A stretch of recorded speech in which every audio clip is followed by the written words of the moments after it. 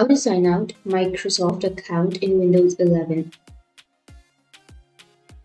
So if you want to sign out of your Microsoft computer in Windows 11, then what you need to do is simply open up your Windows. And now here you may have an option. And once you open your applications or your Windows, on the bottom left, you will have your user account, right? Click on the user account and then you will have change account settings. Click on change account settings, and under your change account settings, it will take you to your account info. And here you need to go for the right side, which has the option sign in with a local account instead.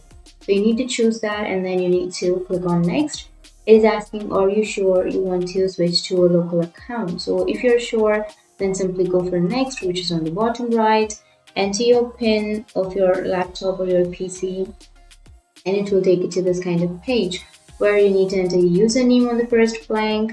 You need to enter the information of your local account. So enter your username, the new password, and then confirm your new password, and you need to enter a password hint.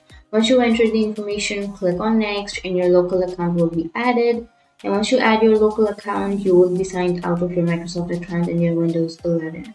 So that's how you can sign out of your Microsoft account in Windows 11, or that's how you can remove Microsoft account. And if you have any questions, feel free to comment below. Thanks for watching.